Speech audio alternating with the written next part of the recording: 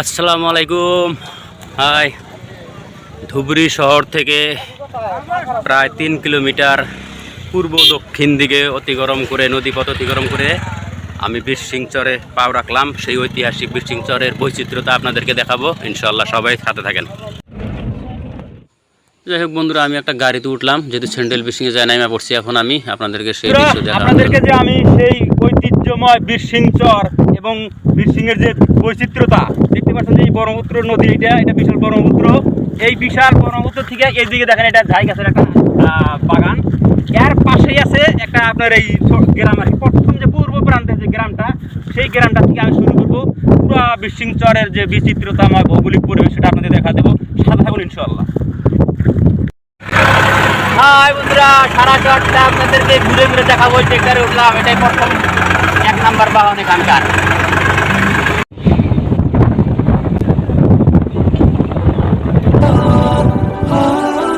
বন্ধুরা, 5,500 মানুষের বসতির এই বীরসিং পঞ্চায়েত বা বীরসিংচরটি নানা রকমের গাছ, তরুলতা, বিভিন্ন রকমের প্রাকৃতিক সৌন্দর্যে আপনাকে নিশ্চয় আপ্লুত করবে। শিমল গাছ থেকে শুরু করে বাঁশ, আম, কাঁঠাল, বিভিন্ন রকমের গাছে প্রাকৃতিক বিচিত্রতা একবারে ফুটিয়ে উঠছে। ঘরবাড়ির সাজসজ্জাও দেখতে অন্য রকম। আপনি ভাববেন যে নিশ্চয় কোনো নৈসর্গিক প্রাকৃতিক পরিবেশে এসেছি। আর একটি মজার বিষয় হলো বন্ধুরা, যেহেতু জায়গাটি চতুর্দিকে নদী ঘেরাও করে রাখছে, ব্রহ্মপুত্রর এক দ্বীপ এই বীরসিং আপনার পঞ্চায়েতটা বা বীরসিংচরটা। কিন্তু আশ্চর্য বিষয় যে এখানে দুটি বাজার আছে। তার আমি উত্তর বাজারটি আপনাকে দেখাচ্ছি, পরে দেখাবো আপনাদের দক্ষিণ বাজারটি। এই বাজারে ঢুকলে আপনার ক্ষমতা নাই বলার যে আপনি কোনো চর এলাকার বাজারে ঢুকছেন। নিশ্চয় আপনি ভাববেন যে কোনো মেগা মার্কেট বা কোনো স্টাইল বাজার। এত সুন্দর মার্কেট, রাস্তাঘাট পরিপক্ক, মানুষের পরিবেশ খুব সৌন্দর্য শান্তিপূর্ণভাবে বিরাজ করে এই বাজারে। এখানে ভুট্টার থেকে শুরু করে নানা কৃষিজ সামগ্রী বিক্রি হয়। সিজনে পান, ধান বিভিন্ন জিনিস বিক্রি হয়। শহর অন্য প্রান্তে নিয়ে যায়, অন্য ব্যবস্থা আছে সেখানে। এখানে আপনার সারের দোকান, বিভিন্ন ধরনের সামগ্রী অ্যাভেলেবেল পাওয়া যায়। স্কুল কলেজের শিক্ষার ক্ষেত্রেও, যেহেতু কলেজ নাই, প্রাথমিক থেকে উচ্চ মাধ্যমিক পর্যন্ত বিভিন্ন ধরনের শিক্ষার ব্যবস্থা রয়েছে। গ্রাম অঞ্চলের জনপদগুলো দেখতে কি চমৎকার, কত সুন্দর। সুপারি গাছ, তার সাথে সুন্দর সুন্দর বেড়া রেখেছে। এখন অন্য গাছগাছালি আপনার কোনো দিকে কমই নাই এই চরে। এই একটি জনপদ থেকে আরেকটি জনপদে গেলেই রাস্তার বৈচিত্র্যতা, বিভিন্নতা দেখা যায়। সুন্দর এক রাস্তার দৃশ্য আপনাকে আবেগিক করে ফেলবে। যে কোনো মানুষ এই চরে আসলেই তার একটা মহব্বত নিশ্চয় গড়ে যায়। আমি এসে গেলাম ইতিমধ্যে এই চরের যে সবচেয়ে উচ্চ শিক্ষা প্রতিষ্ঠান high school, Birsingh high school. এখানে ফিল্ডটা দেখাচ্ছি, এখানে কত সুন্দর ফিল্ডগুলো আছে। এইটা হলো আপনার আরেকটা শিক্ষা প্রতিষ্ঠান। এটা হলো কস্তুরবা গান্ধী বালিকা বিদ্যালয়, যেটা নাকি তার সামনে থেকে আমাদেরকে ভালো করে দেখাচ্ছি আমি। এই পাশেই রয়েছে প্রশাসনিক দপ্তর, পঞ্চায়েত যে অফিস ভবন।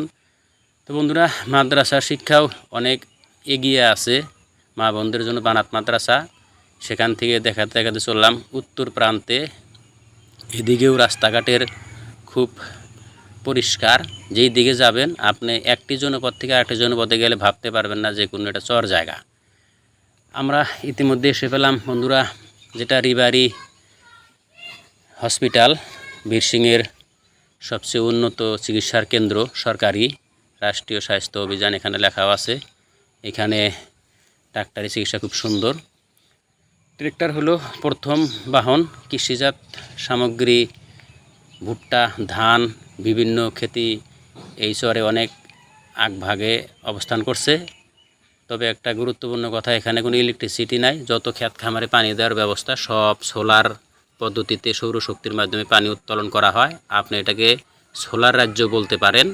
দ্বিতীয়তম বাহন হলো ঘোড়ার গাড়ি থেকে ক্ষেত খামারের সামগ্রী থেকে বাজার ঘাটের জিনিস ঘাটের থেকে এই বাজারগুলোতে অবস্থান করে। আমি অন্য একটা এলাকায় চললাম, আপনাদেরকে এই চরের যে বৈচিত্র্যতা দেখেন, রাস্তাগুলো কি সুন্দর।